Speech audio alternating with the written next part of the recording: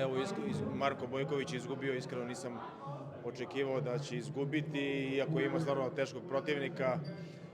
Čak sam i mislio možda na kraju da je i dobio, bila je bliska borba, ali eto, nažalost je izgubio i evo sad na kraju najveće iznenađenje, verovatno, poraz Martin Batura protiv Mihajla Kite.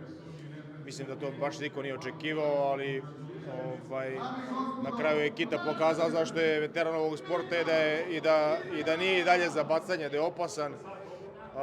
Tako da završio mladog momka u punoj snazi, nanao mu štetu u početku i završio ga na kraju na armbar, svaka čast. Ti se s njim već borio, jesi li predviđao bar u par postotaka da bi se ovako nešto moglo desiti? Pa gledaj, i negde tamo u mislima jesam.